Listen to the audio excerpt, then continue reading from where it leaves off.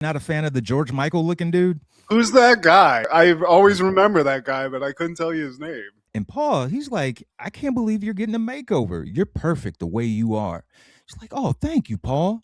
So is it the boobs too or just the face? Just the face. Yeah. I love it. Your Uncle Elvid and Sandra and the twins, they were all victims of the vacuum effect. And then he tests out the vacuum effect on Olivia. It's like, hey, so just sing Singapore, Singapore. And he's just dragging her shirt. She's trudging along. Singapore!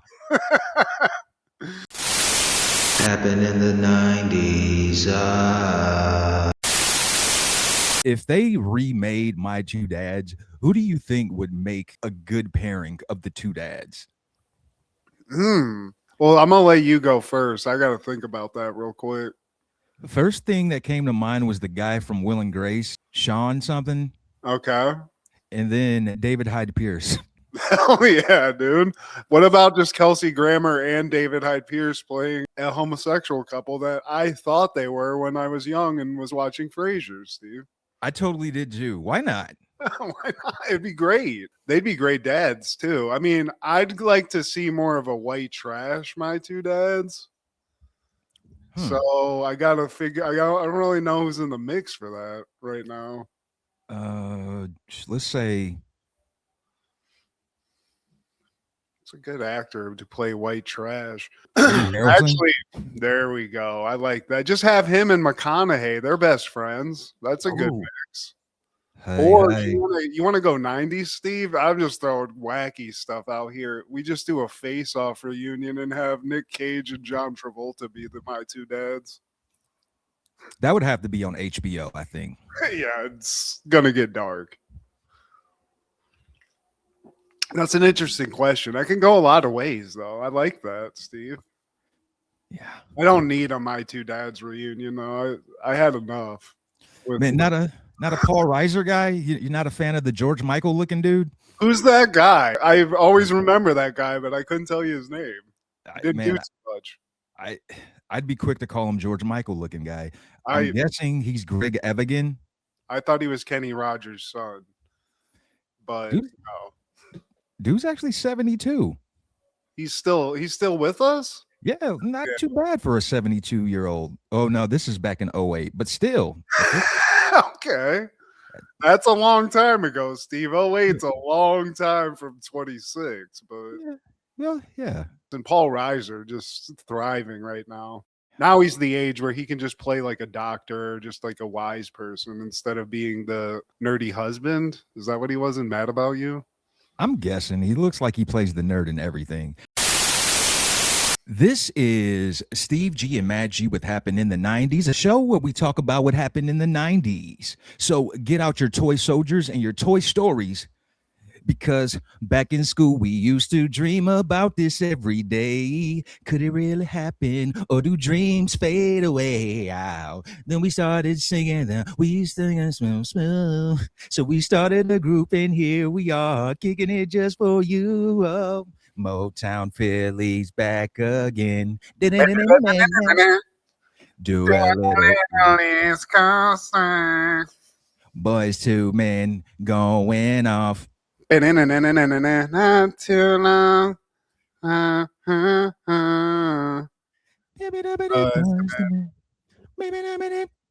the man. Mm-hmm. Today, my friend, we're talking all things April 30th. In the 90s. Starting off in 1990, the final episode of My Two Dads airs on NBC. 3 seasons, 60 episodes. You hear that now? You hear that modern times? 3 seasons, 60 episodes. Make these people work for this money. This is more of an 80s show to me, Steve. Same. But, it lasted into the 90s. That's what's weird, because I thought this went way longer, and it's because of the massive amount of episodes per season. Because this was a USA syndication special show. This is one of those. Yeah. If they did this now, the Alphabet Gang would be all over this. Oh, yeah. But still, I mean, they were just having fun, Steve. Yeah, but I'm saying this would be a perfect time to bring that show back. Yeah, absolutely. You know what I'm saying? This is something that they could get behind. you could go a bunch of ways with this too. You could be a lot more. I mean, there was some heart in the show, but you could definitely go a little bit more dramatic with it now. But I don't know. This was one of those shows. It was in the lexicon for 3 years. You know, people were loving this. My grandma loved this show. I'll tell you that. And it introduced me to my bae, Stacy Keenan. Oh. Jeez. Just through the years, just Steve and Stacy. It's a love affair, Steve. It's gonna happen. Oh, it's got to, man, husband or not. And somebody I always thought was cool, Giovanni Ribisi. This is a young Giovanni. That's crazy too. I never place him as a child actor. You know what I mean? Oh. But he is. Damn, if he is. I mean, he's in a lot of cool movies. Boiler Room, Steve, Gone in 60 Seconds. He's in a lot of movies. Those are not. Suburbia? I think so. I think he was the main guy in Suburbia. I mean, for me, Boiler Room, that's my ace in the hole for Giovanni Ribisi. He's just so cool in that. That following year, 1991, Boys to Men would have released their debut, Cooley High Harmony. Man. I was actually talking about Boys to Men with my wife yesterday because we were talking about boy bands. Would you consider Boys to Men a boy band? Yeah. They have to be, right? They have to be. I mean, they're an R&B group, but so is New Edition. You have some crossover, some overlapping. I feel like two things can be true. But Boys to Men, it was every age. This eclipsed age groups and stuff. Everybody was listening to this. Everybody loved Boys to Men. The only thing about them that separates them from the other boy bands, they didn't have those prototypes. There wasn't a bad boy. There wasn't like a shy one. Like they were just, I feel like they were all even keel, but they could sing their asses off. Maybe Sean Stockman, the skinny one, maybe he was the shy one. Okay. But they didn't have a bad boy. Yeah, they were just like, just nice guys. Nobody was like ripped, like ripping their shirt off and stuff like that either. It was just like cool ass threads, smooth R&B. Loved listening to this at the roller rink when it would come on. I mean, it was that type of thing where it was just on everywhere. Mall, roller rink, in the car. Screw it, Steve. How do I say goodbye to what we had? There's so many things. The good times that made us laugh. Oh, man. I bought the cassette tape for this when I was, 8 years old. And this is me thinking like, man, I'm maturing. I'm buying R&B tape now. And 42 not Ninja Turtles or MC Hammer.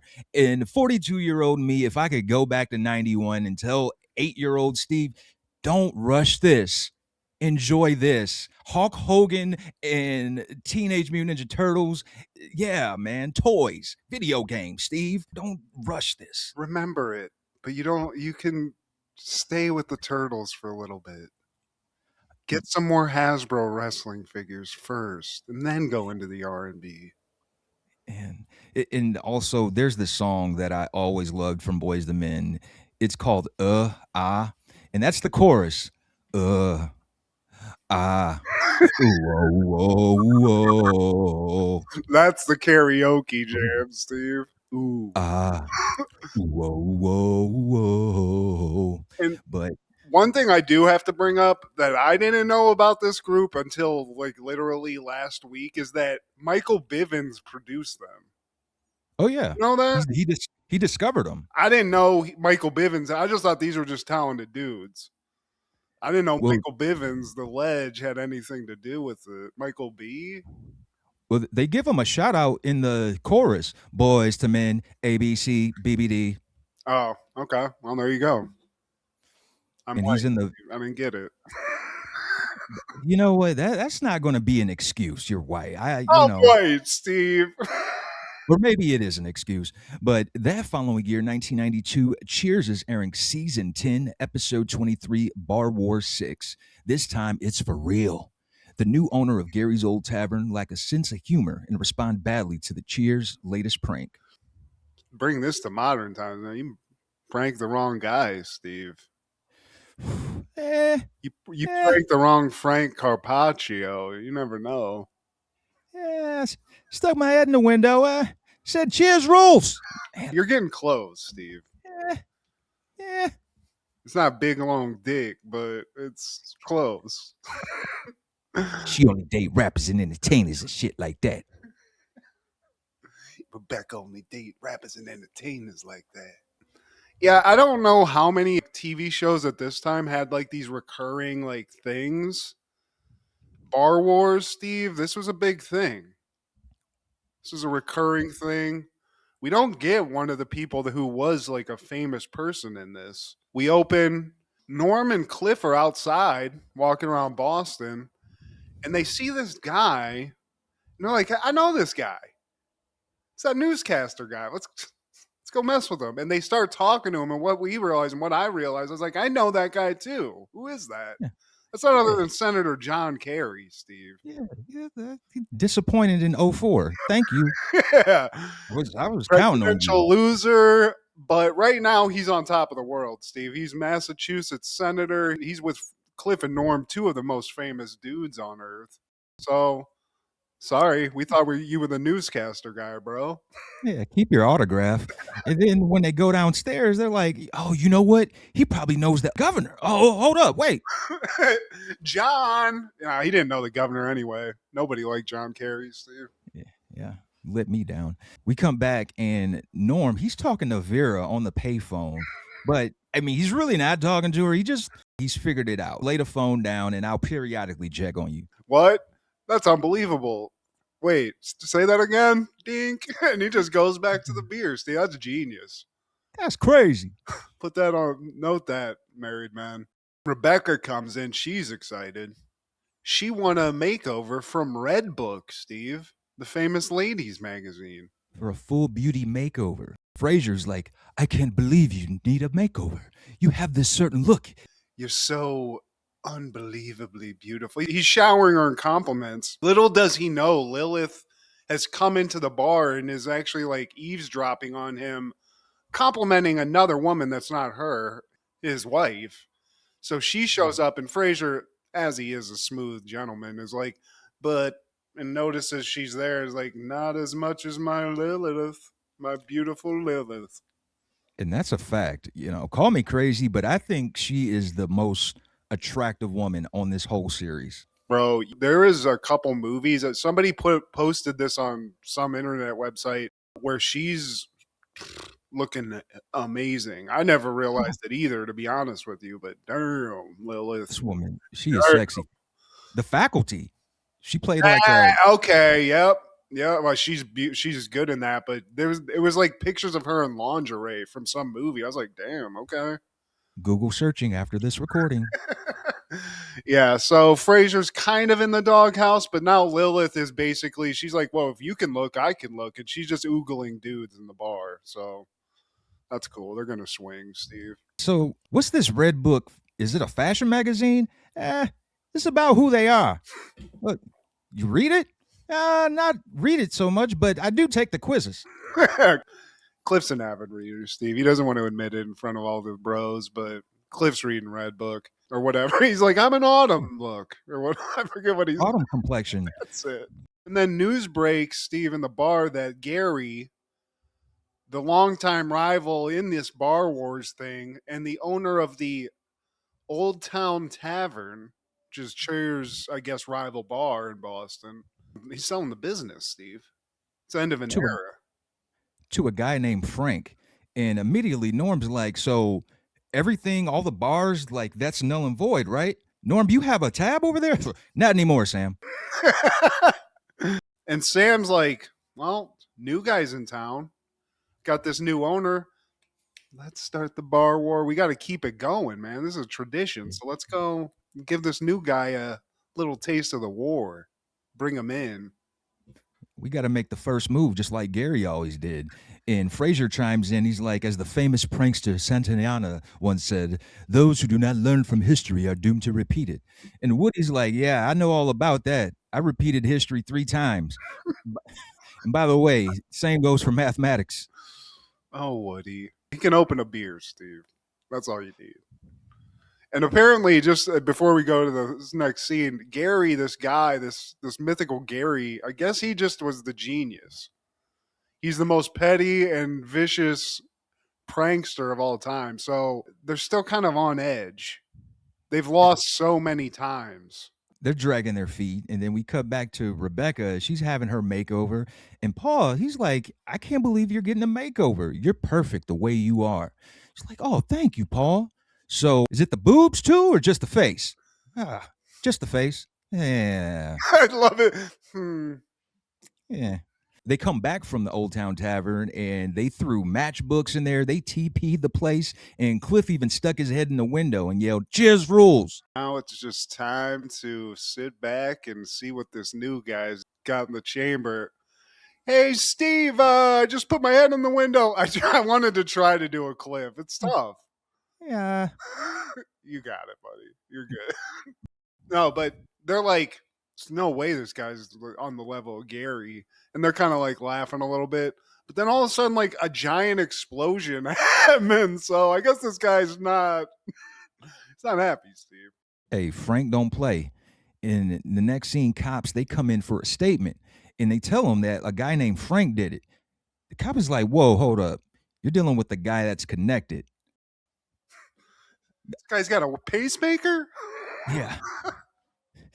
His name is Frank the Angel. Frank the Angel of Death, Carpaccio. Yeah. I love the cops also like, look, man, like I know I'm a cop, but we don't even mess with this guy. We're scared of him, so we let him do what he wants. I think Frazier, he's like, you know what, we shouldn't run off in a panic. But me and Lilith, we do have a vacation that we had planned, so we need to get up. Too many mob movies, because Carla's like, we're going to be sleeping with the fishes, because obviously Carla knows she's connected to the streets. So Frazier, I mean, he's out.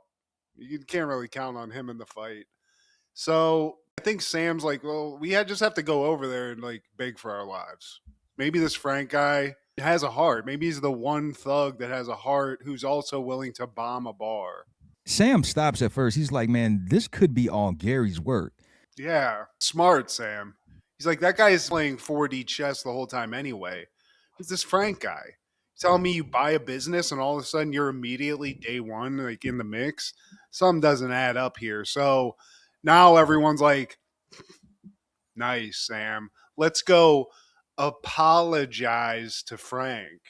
Yeah. Frank. Apologize. And they head over to the tavern to apologize. And everybody there knows Norm. This guy needs a doctor, Steve. I'm worried. They see Frank in the corner counting that money on. They approach him. He's like, "Yeah, bunch of funny guys over there, aren't you?" And he does like Carla too. He's like, who's this little piece of brajol over here? Okay. Little mozzarella over here. And Carla's like, look, okay, I appreciate it. And he actually offers Carla a job because he needs a barmaid. And she's the best in the business. So Carla's like, you know what? I got a good job. I appreciate it. You're great. We want to bring some people over. We want to support. You're the new business in town. There's no reason we need to be rivals. So we're going to bring, say, a bunch of firemen in. Firemen love drinking, right, Frank? And he's like, I guess that's kind of strange. And then she just pulls the fire alarm, Steve. Then they all pull umbrellas out and do a choreographed I'm singing in the rain dance in front of this guy's just destroyed business. I want them dead. I want their parents dead. I want their family dead. Pets dead. Back at the Cheers bar, Frazier comes in. Everybody calls him a big puss. It's like, that's my thing. I'm a psychiatrist. That's the professional pussy. Anyway, he's even got the grapevine got to him wherever he went on his little trip, and he heard they got one over on Gary. It's talk of the town. You know, he's just kind of jealous he wasn't there. He saw all the losses. He wasn't there for the big win. And then the FBI comes in. First, Sam's like, are you the real FBI? And they show their badges. Cliff's like, yeah, this look like the real thing. Not like I get at the mall. And then they tell him that we're investigating the Angel of Death. Then Frazier runs out again. And apparently, because they have gotten Frank on wiretaps, they had like taps throughout his bar. They have audio of him threatening to kill them, their families, the whole shebang. So they actually want to talk to them and have them testify, which Carla's not a snitch, Steve. You're not talking her into that. And then Rebecca, she comes in dressed like I don't know what the hell. They changed her, Steve. She's got like a Jackie O dress, blonde hair. You know, I guess everybody's kind of like this when you get a glow up. But she's like, everyone, look how good I look. It's Rebecca, Steve. She's the dick. Would. I mean, back in the day, Steve, Kirsty, would. I'd like to walk down that alley. Wink.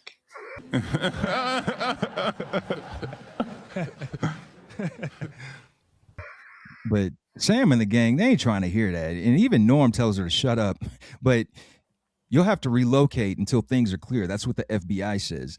And Sam, he's like, you know what? I can't go. I worked too hard for this bar. So I'm just going to stay here. You guys go. I know you guys got families and whatnot. But Woody, he offers to stay behind. But Sam tells him, like, no, man, I don't want you risking your life over this. Oh, that's all I need to hear. Bye, Sam. Thank God. Yeah, everybody else is like, I know you can risk your life, Sam, but I can't. I don't care. So we're getting on that bus. So apparently the whole bar's in witness relocation, Steve. That's what we're led to believe. We cut to the next scene. The bus is in the middle of nowhere. I don't know. It looks like a desert to me. It's dilapidated. There's nothing around except a single payphone. I've seen this movie before, Steve. I'm worried.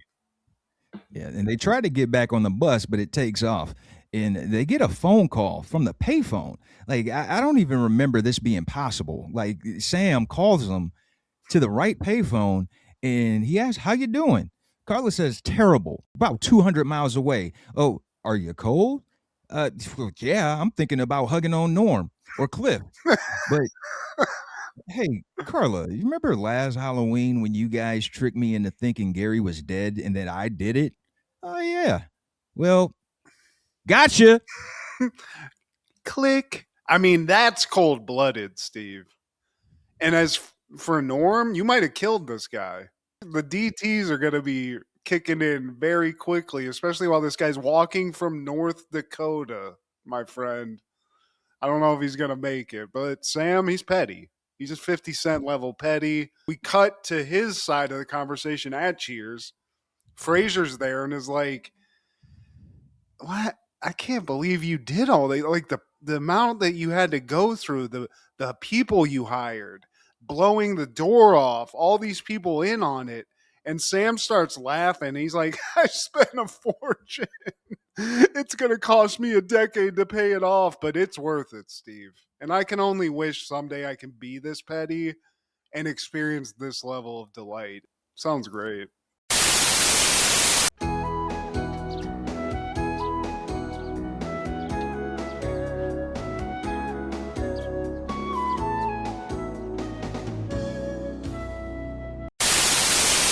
On that same day in 92, The Cosby Show is airing season 8, episode 24, and so we commence. Series finale. Theo graduates from college and Cliff thinks back to an earlier time at the ceremony. The series ends with Cliff and Claire dancing away off the studio. And disclaimer, we only got one half of this two-parter because the internet avenues and boulevards wouldn't allow us to get in touch with the Huxtable family. The Huxtables. We're trying to talk to the Huxtables here, not one Bill Cosby. Okay? We understand.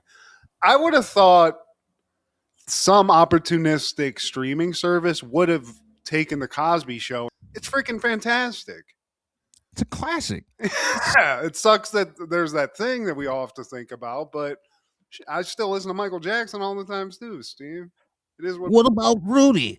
It's not always about Cliff. What about Vanessa? Theo? What about Claire? Like, Tubi couldn't even pick this up. Like, Tubi, you pick up everything. Yeah. Plex, you try Fubo, any of these like third-rate ones that are just clawing for a share of the revenue, just do yourself a favor. Pick up a winner that is just apparently a bargain basement. do they let you even take it and buy it? Is it just off the market, Steve? I don't know. It looks like it, man. Will you get arrested if you stream it? Jeez. Like, not even Pluto? Yeah, Howdy, the new one that I thought was just Western. It's just regular TV too. Howdy won't even take it. Howdy, that's a new one. What about Fubu? But the opening sequence, man, I love this. The intro for this show, because they do the different seasons. You're getting every flavor of Cliff, of Claire, of Theo, Vanessa, the whole family, even little Olivia and cousin Pam. You've seen everybody grow up, basically. And I mean, 8 seasons back in the day. How many episodes a season? It was probably like 300 episodes of this show. And this was everything, man. Like, this wasn't necessarily my thing, but I know my family and everyone in America was watching this weekly because every Thursday. We started off with Cliff. He's working on this doorbell, which was a recurring thing throughout this season. He thinks he fixed it. He swears he did. So he has Claire come out and test the doorbell out. She gets electrocuted. Okay, Claire, there's some Home Alone stuff going on here. As he's having his little fun with Claire, Theo comes in, just looking dapper. He's got his suit on. Everyone's excited to see him. And as we know from the title of the show, Steve, he's graduating. But we also find out right after graduating, he's going to Singapore, Steve. Yeah, Theo, he comes in with gifts for mom and dad. He gets Claire a corsage. And then what about Cliff? So he gets Pops a boutonniere, which is really just a twig. Yeah, I love Cliff's just like, where's mine at? Where's my stuff at? And when he gets the boutonniere, he's like, mine's smaller than hers. What's up with that? Dad always gets left out.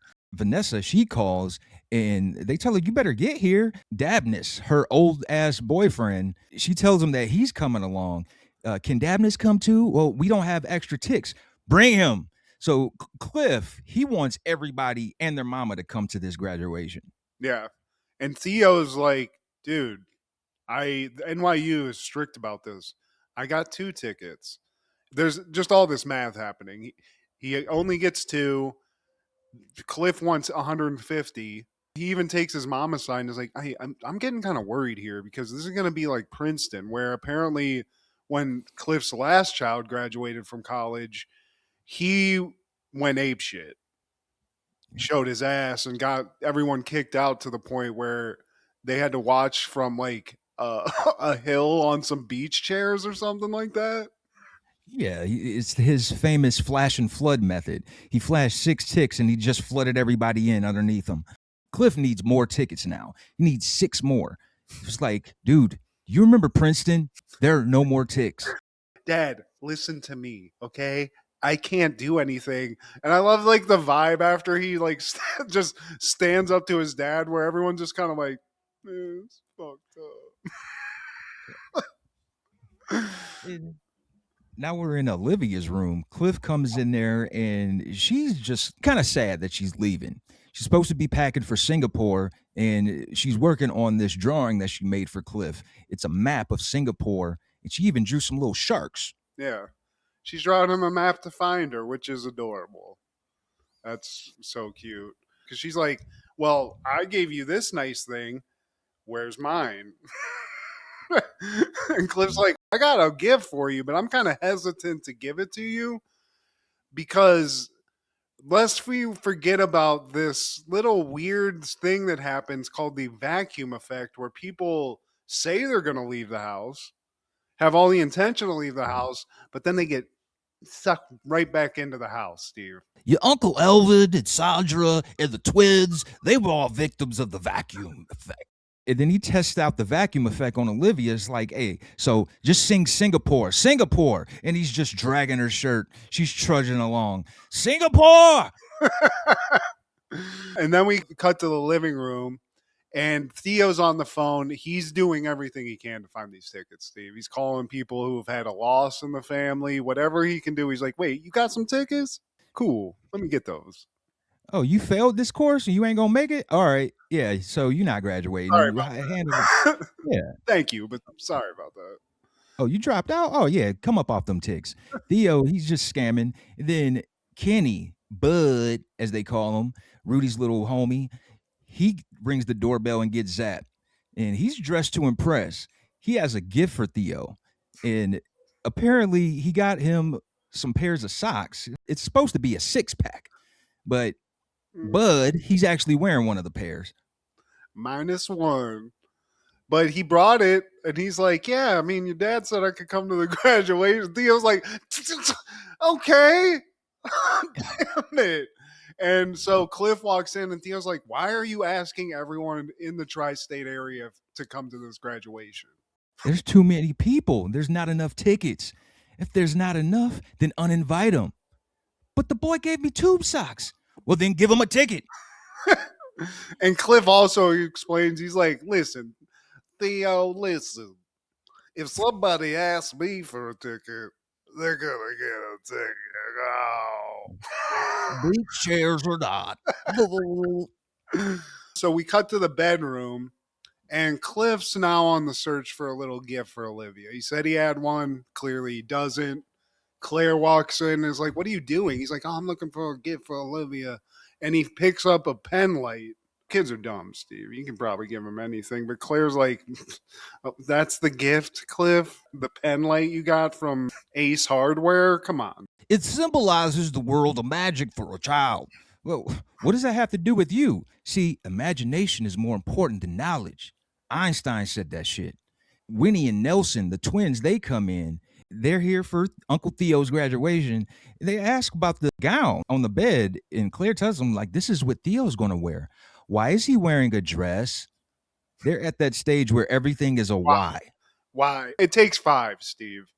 I could get like 3 in and I get frustrated. Claire's an angel. She gets about 5 deep before she's just like, aren't you hungry? That's what my mom used to do. Clearly. I mean, I was a fat kid, so I just said why a lot to eat. But I like how also Cliff's like, you know, he says his thing and she's like, well, here's another quote for you. You should do what I say. Claire Huxtable. She's the GOAT of TV moms. I love some Claire. And Everyone's here now, Steve. The house is full, and hopefully they got enough tickets. There's a lot of people in this house now. the parents of Claire, they're there. Grandpa, he hands Theo some cash. Reminds me of my grandpa.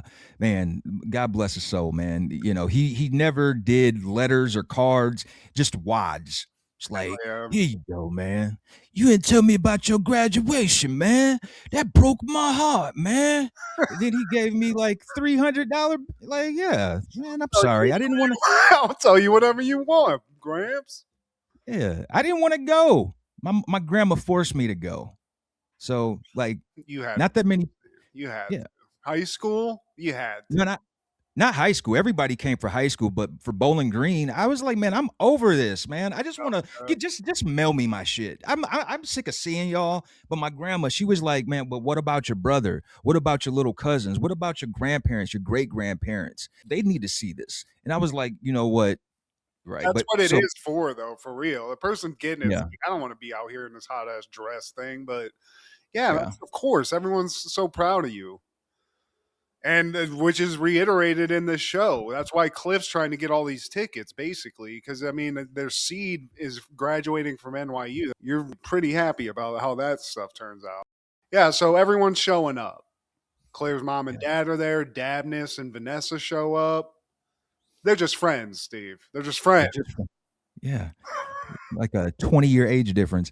And even Uncle Elvin is there, aka Donovan McNabb. Donovan McNabb's there. Oh man, I love that guy, man. He's so dope. Yeah, man. The only people that don't show up, Elvin's wife, Sandra, the oldest Huxtable, and Lenny Kravitz's baby mama, Miss Lisa Bonet. God bless. Are you gonna go my way? Your mama said, though, I want to give a shout out to that. Before I forget, you killed that. Mama said, hell yeah, Steve. But everyone's here. Everyone's going to the graduation, and as they're filing out, Theo stops his mom and is like, "You got to talk to Dad. All right, he's going crazy right now. He's killing the vibe." Claire's like, "The frenzy you think he's in is not the frenzy he's in." which is some like next level Buddhist speak. We're your parents. We didn't know if you were ever going to get here. Your dad is like literally about to explode. He's so proud of you. So that's where all this energy is coming from. Education was his top priority. They're children of a doctor and a lawyer, so you wouldn't expect anything less. So yeah, they were afraid he wasn't going to make it out of high school. And she tells him, I can't even contain myself. How could I? My baby's graduating from college. And it ain't Owens Community College either. ICDC College. College. So we cut to the kitchen where now everybody's gathered, and Denise calls. The version I saw is where like that's where it stopped for Oh, me. okay. Well, we'll just stop there because I did see it, but she calls. She's having a baby, Steve. Okay, well, we'll just stop there. She announces that via phone. Okay, well, we'll just stop there. Some funny stuff there. More ticket dilemma. And we do just get a cool, like when we were speaking about how they didn't know if Theo was going to graduate. Okay, well, we'll just stop there. When they're at the graduation, like Cliff's just kind of remembering, and there's a scene from what I can only assume was like the first season of the show. Okay, well, we'll just stop there by how First Theo episode. was. And Cliff's talking to him about what his plans are going to college. And Theo's like, man, I just want to be a normal person. Like, I'll just get a job at, like, I'll be a plumber or something and just live a normal life. And they use Monopoly money to go through finances and stuff. Okay, well, we'll just stop there. So it's just like seeing that Theo graduates, and like the graduation is actually the most like undramatic part of it. Okay, well, we'll just stop there because you just see the crowd. And apparently at this graduation ceremony, they go, and this class has graduated. Okay, well, we'll just stop there. And everybody stands up and sits down, and that's it. And Cliff's like, that's it? That's it? Okay, well, we'll just stop there. They don't even say his name. Like, he gets all pissed off about it and almost gets kicked out. But it's a great episode, man. And then they have like montages of all of the episodes, you know, of the seasons and stuff at the end too. Like showing some like cute stuff, but great episode of Cosby Show. Unfortunate that it's so damn hard to find to watch. Yeah. And literally to watch the whole episode, I had to watch it in 1.5 speed where they sounded like Alvin and the Chipmunks. So On Facebook. yeah, on Facebook, which is even weirder that it could get through that and be able to watch it. But you know what, Steve? What more can we say about the Cosby Show that hasn't been said? It's a Hall of Fame show. It's just another thing in the 90s that has an unfortunate asterisk next to it, you know? It's the show that saved NBC. It's the show that brought back family sitcoms. People stopped caring about it coming out of the 70s, man. But this is a staple show in the 80s and the early 90s, man. R.I.P. to Malcolm Jamal Warner, too. But also in 1992, the Nickelodeon time capsule was buried at Nickelodeon Studios in Orlando, Florida. And if we make it to 2042, Steve, we just might get to see what's left in that thing. 16 more years, man. Yeah. It better not be a NXS tape or some bullshit. Oh, there's a lot of suspect stuff. Like, I watched the YouTube thing when they buried it. Mike O'Malley couldn't have been more bored doing this, but they buried some Reebok pump sneakers, Steve, a Super NES, Nickelodeon slime, a Rugrats toy, a newspaper, a list of important things at that time in the 90s. So pick your poison there. Hammer pants. Yeah, exactly. Zubaz, stick of gum, skateboard books, news reports, Home Alone, and Back to the Future. And then we go super crazy. A piece of the Berlin Wall, Steve. They got that. A Game Boy, a Michael Jackson CD, and an MC Hammer CD. So I feel like there's some good stuff there. There's a lot of explaining to do about those people or some of that stuff, but they put it all in an orange tube, Nickelodeon tube. Joey Lawrence even came out and put in a whoa hat. He had a whoa hat. He had merchandise at that point, so he threw one of those in the tube, which is great. That's a time capsule thing. Needs that. I hope we make it that long. And there's a marking at Nickelodeon Studios in a big slime pattern where they buried this thing, Steve. So if Apocalypse comes, all we got to do is get to Orlando and just start digging, and we'll get to it. We'll get that whoa hat. A piece of the Berlin Wall. What the hell? So But crazy. that following year, 1993, Bound by Honor or Blood In, Blood Out premieres. Based on the true life experiences of poet Jimmy Santiago Baca, the film focuses on stepbrothers Paco and Cruz and their biracial cousin Miklo. Directed by Taylor Hackford, starring Jesse Borrego, Benjamin Bratt, Enrique Castillo, and Damian Chapa. Damian Chapa. What a weird role for the original Ken from Street Fighter movie. Damian Chapa. From Dayton, Ohio. That's great. I didn't know that. Just a crazy character to play. Just a straight up white guy with the most Russian name, Miklo. Miklo. And he's walking around like, ese, orderly. Oh, like, all right, dude, chill out. But he's part of the crew, Steve.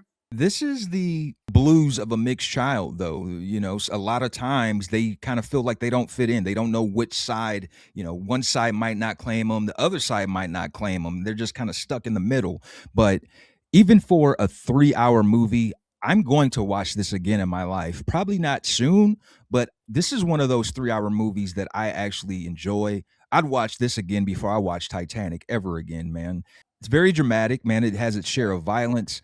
I love that. The prison stuff's good because it's like they're basically three brothers and they all go in separate ways. Brat goes from being like this straight tough guy in the hood to a cop. His other brother becomes like an artist, a heroin addict. Tragically, I think his son ODs on his drugs. His little brother, 12-year-old brother. Yeah, that's what it was. So there's that tragedy. And then Miklo, Damian Chapa, he goes to prison and basically just becomes like a prison OG. And I mean, the prison is filled with celebrities and cool looking people. I mean, Danny Trejo's in there. Billy Bob Thorne's up in that piece. There's a guy in this named Magic. He's the second in command. He's got the mustache, Steve. It's the guy with the mustache. That's all. The Fu Manchu. Hell yeah. That's who I want to be like, Magic. But we got Delroy Lindo's in this, and Ving Rhames is in this too. I mean, it's filled with people that are going to become stars. Trejo's in this. Little Danny Trejo. Yeah. If they needed a tough-looking Mexican in the early 90s, he was the call. He was it. It's a good movie. It's 3 hours, and the only thing that I don't like about it is like it almost looks like they've dubbed the movie over. It's like out of sync almost, you know? So there's moments where you're like, what the fuck is going? Am I like watching a bad copy? But it just is what it is. It's like, you know, it is what it is. I really despise the creepy guy that promises Damian Chapa that he'll have a place to stay when he gets out, only to be just like a scumbag even more. Like, because he thinks like Damian Chapa thinks he's friends with this guy at first, like, oh yeah, I got your back. Then when they get in the cell, like, ooh, I'm gonna take your booty hole. Yeah, dude. The slick talking one. This my guy over here. That guy. I don't like the white supremacist guy who's like the Don of the redneck group of people in prison who. Oh, that guy. He's like, let's go into the closet real quick. Yeah. And so Damian Chapa's like, I'll give it to you when I want to give it to you. Oh yeah, God. that was so gross with his dirty looking mustache. Like, oh my god, come here, little butterfly. No, I can't give you my fruit cup. Mama said, "Lock my ass." Oh, but yeah, man, great movie. In 1996, As Yet would release their self-titled album, and the only thing that stands out, it's a great album, but I just remember last night, the R&B station in Toledo, they would always play this song, Last Night, I was inside of you. Last night, I made sweet love to you. I saw the sun, the moon, the heavens and the winter. I saw heaven when I made sweet love to you. Well, Steve G was just listening. Last night. Wasn't it the Jews? Wasn't that what the R&B station was? What was it? That was the hip hop station. The R&B was, I'm not gonna remember, bro. Yeah, it's too weeded out. I'm glad you remember the Juice because I totally would have forgot, bro. The Buzz and the Juice, dude. We had some good radio names in Toledo, but there is a John B song on this too, I think, which I just love. I got to give a shout out to the living legend, white R&B legend John B. Totally, man. The album is great, man, and it was produced by Babyface. So I mean, he's like one of the quintessential R&B producers. You can't go wrong, man. And not just John B. It had Brian McKnight, who's Damn.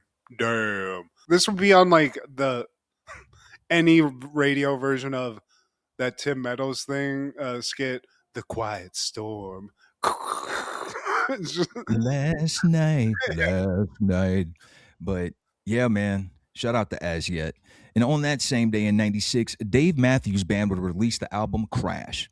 And then that following year, 1997, Ellen would air the Puppy episode, which is when she came out to the public. This is in the 90s. I just love that they literally marketed it like it was this week Ellen will make a dramatic choice. It's like she has a girlfriend. Okay. Now it's so stupid. I can't remember if people were really on the edge of their seats trying to figure out what was going to happen or if they even promoted it this way. Because if they didn't say it in the promo, people kind of already knew. You could put two and two together like, yeah, she probably looks clit. Yeah, but still, I mean, there were people back in the day that were like, Liberace, that guy's straight as hell. Yeah, it's true, yeah. From what I remember, I feel like they just told you it was going to happen. Like they showed her kissing her girlfriend. It was like in an unforgettable moment this week on L or whatever it was. It wasn't a mystery, I don't think, but it was promoted like you're going to see two chicks kiss on live TV. And the girl from Jurassic Park. Hell yeah. I'm into that. That's who she came out to, I think. Was that? Yeah, she made a cameo in the episode. What's her name? Laura Dern. Laura Dern. Yeah, she made a cameo, and that's who Ellen told it to. And she said it over the loudspeaker accidentally. But I mean, in the 90s, this was a big deal, man. If this happened now, yeah, it's like just every show has at least one. There are shows that they don't mention it. It's just happening. It's just because it's so normalized now. But yeah, it was a big thing. They had to put another gay celebrity on. Katie Lang showed up in the episode. I think even Oprah was in the episode. Like she showed up. She's not gay. I'm just saying they just brought out all the stars. Maybe. You never know, Steve. I fantasize about it. What's her friend's name? You sent that one pic. Gail the Snail King. Girl. But dragging that wagon. This was huge, man. This was must-see TV because Ellen was going to kiss a girl, you know? God bless. But it was very important. I'm sure it's probably like one of the most like important TV moments. Like it's on one of those lists, you know? 1998, 7 television stations broadcast the suicide of maintenance worker Daniel V. Jones. And didn't experience it, didn't see it when it happened, but man, my wife did. I asked her about this because she lived in the Los Angeles area during this, and she remembers her mom accidentally like letting them watch a murder because it's a big thing now anyway. Like I think anytime there's like a car chase, sometimes it's national news. In LA, and I'm sure this was before I lived there, anytime there was a car chase, the local news puts it on. It still happens. But now they know when to cut away. And at this point, they didn't know when to cut away. And they just, I mean, it's a full-blown, straight-up guy blowing his freaking head off type situation. So a lot of kids saw it. My wife saw it. Her younger brother saw it. And they grew up quick, huh? I mean, that's nuts, man. But that's the reality of like, that's our generation. Like no one was aware of the line that you could overstep. And it seems like our generation, there's so many of these moments where like the TV was like, the camera was on too long and we saw that shit or like whatever. mix and match the situation. But yeah, that's crazy, man. I didn't. If Kendra could watch that as a child, she should be able to watch anything. Well, Nothing should be able to. She's crazy. She can watch surgeries. I can't see any of it, but she's just sitting there like, huh? And I'm like, no, It's nothing now. Yeah. I saw a guy delete himself in real time. Yeah. All of this is a cakewalk. That following year, 1999, Entrapment premieres.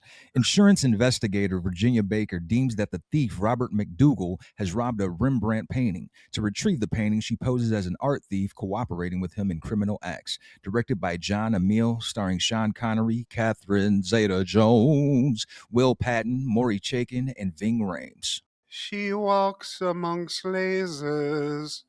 Oh, look at that ass. That's really all this movie is. And I think it's hilarious because this was the end of the road for Sean Connery being able to play like a tough. There's no way he played any more like criminal masterminds. Because in this, by the end of it, because he falls in love with Catherine Zeta-Jones, obviously. He's watching her just those curves go amongst lasers. No one can resist. This is prime Catherine Zeta-Jones before Douglas got in there.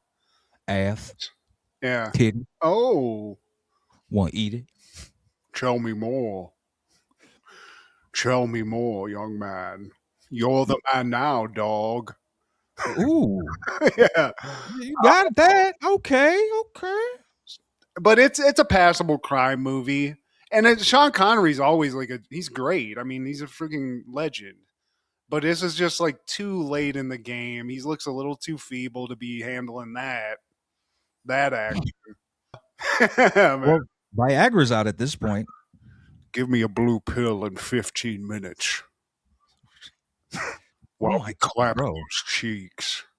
Man, you need to apply for any kind of voice acting of any Sean Connery person. You nailed it, my friend. Every so often a woman needs a good slap. Am I right, Steve? Like a pimp, slap the hoe. Reach back. Slap a hoe. But yeah, watching Entrapment, man, you get to see Catherine Zeta-Jones in all of her glory before Douglas ate her into oblivion and cancer. So there's that. Yeah. But there's better versions of this, Steve. Yeah. Lost me at Insurance Investigator. On that same day in 99, Idle Hands premieres. A teenage slacker's right hand becomes possessed with murderous intent. Directed by Rodman Flender, starring Devon Sawa, Seth Green, Eldon Henson, Jessica Alba, and Vivica A. Fox.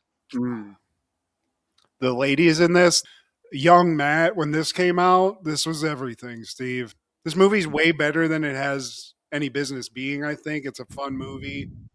I think it's an allegory for jacking off, to be honest with you. That's what I thought this movie was all about. Yeah. I mean, it really is. I mean, this guy just has a lot of time on his hands. He's a slacker. He's a weed smoker. And all of a sudden, one hand just goes evil. And usually for me, I was beating something. I wasn't, committing these crimes that he does. But Jessica Alba, I feel like this is like one of the first things that widely everyone was seeing her in. And God bless. Well, just a couple weeks ago, she was also in Never Been Kissed. Yeah, true. She was one of the mean girls. So, well, this is what I didn't watch that as a kid, but this I did watch. I dig it, man. There's funny comedy. Seth Green, or when he's like, "Look at me, I'm Leatherface," like that kind of stuff. That's great, and just the special effects, because inevitably Devon Sawa is like killing these people. His hand goes crazy, and somebody ends up dead. So, like the guy from Daredevil, the chubbier guy, Foggy, I'm gonna call him. He's walking around with a damn like bottle jammed into his head, or no, he has his head cut off. He has his head cut off. Like a beer bottle just like drilled into his head, and they're both turning into like zombies basically, but they're still buddies. I love that. Even though you killed me, I'm still going to look out for you. I couldn't get past that part. And then why didn't the parents come back to life? I didn't get that either. They're not cool, Steve.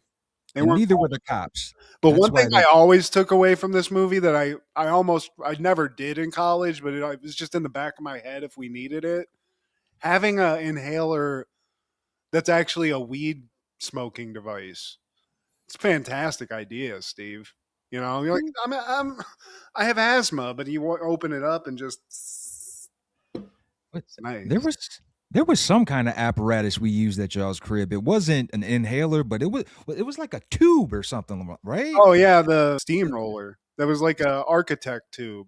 Yeah, that was wild. Jeez, gosh. Talking, man, we were on cloud 9, 10 and 11. Literally. But man, something that I think a lot of people overlooked or probably just didn't care about, Vivica A. Fox is getting it in with a high school student. Hey, that's what I wanted to see when I was a high school student. See, maybe there's a chance. She's so freaking hot, dude. Vivica A. Even when she's looking crazy like that, the black lipstick, like, just a crazy Vivica A. Fox. You know that's going to be fun. Man, 90s Vivica and just Jessica Alba forever. Oh, the amount of boners on this set, Steve, popping bones. The sound guy's like, what is that? What's that sound? It sounds material shifting. Just the collective boners popped on that set. What are the callbacks for this week, Matt? Shout out to those boners, Steve. No. Just give a shout out. I'm struggling right now. Let's give a shout out to Damian Chapa, Steve. He wowed me as Ken Masters in Street Fighter in the 90s, and as the most cholo Russian guy I've ever seen in Blood In, Blood Out. So Damian Chapa, get to the chopper. That's my callback.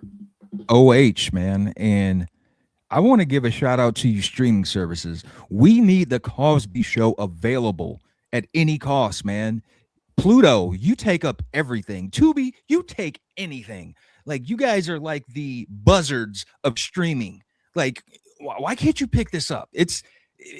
I get it. The namesake of the show, that's he's there. He's the main character, but still, man, it's more than just him. It's the whole it's the vibe, man. It's the good feeling that you get watching this show. It's a piece of nostalgia that we're never going to forget. And I know you want to cancel the man, but you can't delete it from our memory. Come on. Yeah, it's one of the greatest shows of all time. You just do the right thing, guys. Roku, I'm looking at you. I watched the bullshit ass Bambi ripoff that was a horror movie when I got high with my wife one time, and you can't give me the damn Cosby Show. Yeah. Spend a couple of bucks. Okay. They're probably going to wait for the man to pass. You know, like no What's the point? He's a what? This guy's a milky-eyed just recluse now. Who cares? I guess they're worried he's going to get the money. Newsflash, he's richer than anybody on earth anyway. So who cares? Yeah. Man's just is what it is. The show, great. Michael Jackson's albums don't stop being great. You know, I can't say I'm sorry. Not sorry. And I implore everyone, if you were ever a wrestling fan, please check out the Hogan documentary that was just released on Netflix. It's a 4-part series, and they're giving you everything, the good, the bad, the ugly, his upbringing, starting from him being a chubby kid in the South growing up, man, and just eating hamburgers and Snickers bars, as he put it. And, you know, like a lot of us 80s babies, 90s kids, he was my hero, man. And I'm here for it. I'm only halfway through the first episode, but I already know it's going to be good. So watch list. Please, yeah. And please like, share, subscribe, and comment. Please tell your sister,